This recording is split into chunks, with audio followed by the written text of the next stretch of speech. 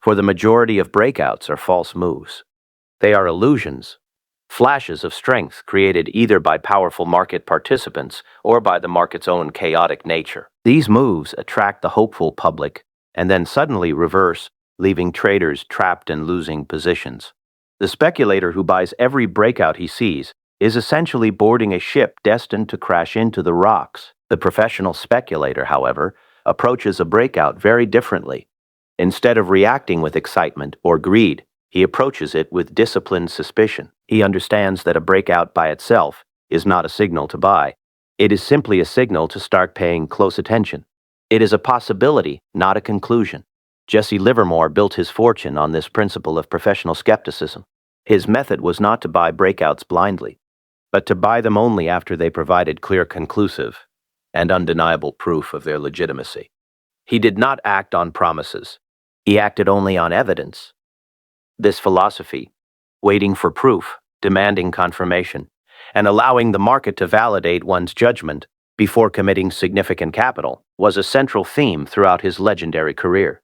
These principles were documented with remarkable clarity by Edwin Lefebvre in his famous work Reminiscences of a Stock Operator, which explored the mindset and discipline of one of the greatest traders in history. Understanding how Livermore separated true breakouts from false ones is the difference between scientific speculation and blind gambling.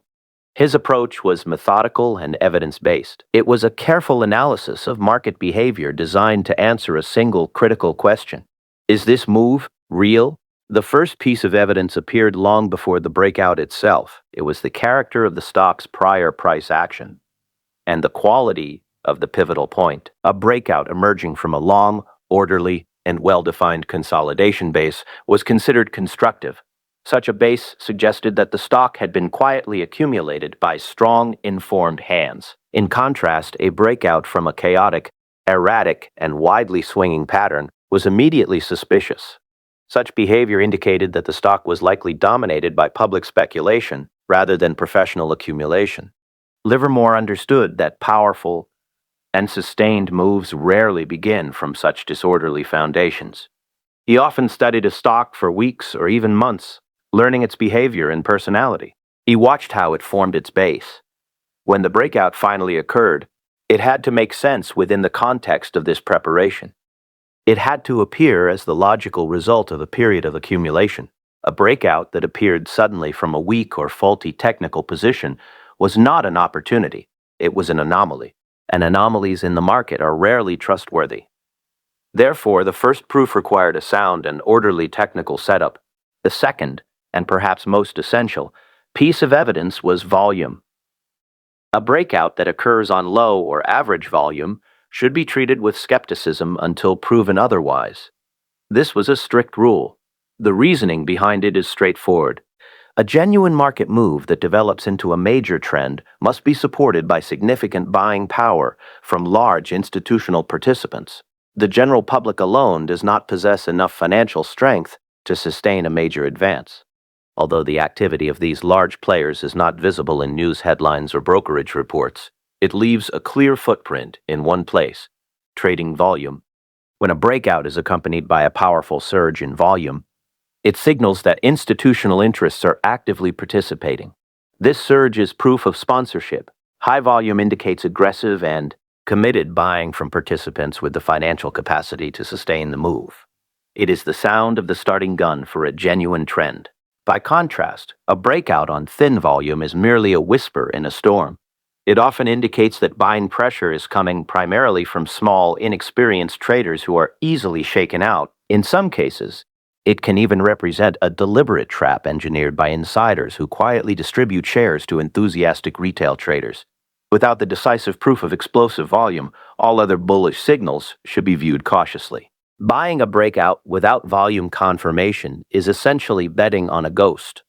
The third piece of proof appears immediately after the breakout. It is the character of the follow-through. A genuine breakout driven by real buying power does not hesitate. It moves quickly and decisively. Livermore's method of probing positions was designed to test this behavior. After buying a small initial position at the pivotal point, he expected the market to show him a profit almost immediately. This quick profit served as the first validation. The stock needed to continue advancing in the following days, pulling away from the breakout level with energy and purpose.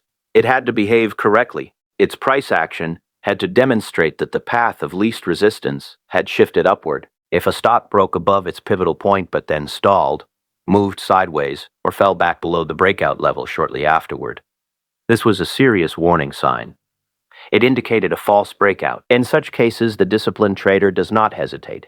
He does not hope or rationalize. He simply exits the position quickly, accepting a small and manageable loss. When the market proves your judgment wrong, arguing with it is pointless. Holding on to a weak breakout and hoping it will recover replaces evidence with emotion. The professional debt tape, man's immediate proof in the form of profit. Without that proof, he steps aside. The fourth piece of evidence appears during the stock's first pullback after the breakout. No stock moves upward in a straight line. After an initial advance, it typically experiences a short correction to consolidate gains.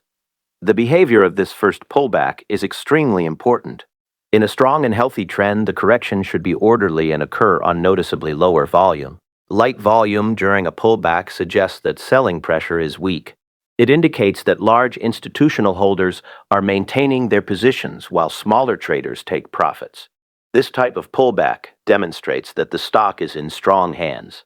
The available supply of shares is limited and easily absorbed by buyers. After this brief consolidation, the stock should resume its upward movement with increasing volume as new buying interest returns. However, if the pullback is deep, sharp, and accompanied by heavy volume, it signals potential weakness. Such behavior suggests that large investors may be selling aggressively, placing the sustainability of the trend in doubt. The fifth piece of confirmation must come from the stock's peers. Major market moves rarely occur in isolation. They tend to develop across entire sectors or industry groups. A disciplined trader, therefore, looks for confirmation from related stocks. If a leading steel company breaks out, for example, the trader should examine other steel stocks. They do not need to break out on the same day, but they should display signs of similar strength. Their prices may approach resistance levels, their volume may begin increasing, or they may start forming constructive patterns. This collective behavior confirms that a broader force is influencing the entire industry. If the leader breaks out while the rest of the sector remains weak and inactive, the breakout becomes questionable. It resembles a general charging forward while his army refuses to follow. Such a move is unlikely to last and may be driven by company-specific news or temporary speculation. True trends show group participation. Without this confirmation, the trader is relying on an isolated and vulnerable situation. The sixth and final piece of evidence comes from the overall market itself. Even the strongest stock in the strongest sector will struggle to advance if the general market is declining. A trader must therefore ensure that the broader market environment supports the trade. For long positions, the general market should be in a healthy upward trend. Major indexes should be showing strength, making higher highs, or at least demonstrating constructive behavior. Attempting to buy breakouts during a weak or declining market significantly reduces the probability of success. It requires a single stock to overcome the gravitational pull of the entire market. While this occasionally happens, it is not a reliable basis for consistent profitability. Professional traders prefer to have the powerful force of the general market trends supporting their position.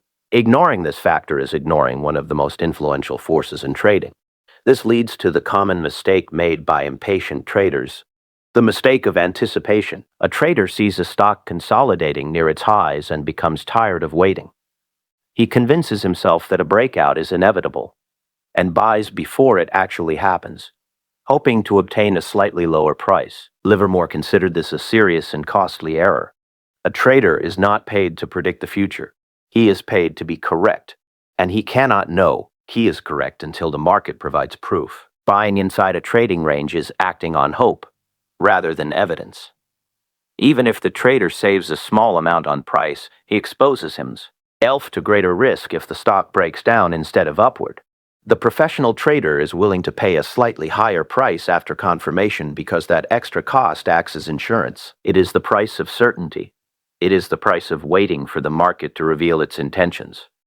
Amateurs buy on hope. Professionals buy on proof. Professionals buy on proof. Livermore's trading method itself was designed to enforce this principle. He never committed his full capital at the moment of the initial breakout. Instead, he began with a small exploratory position, a probe.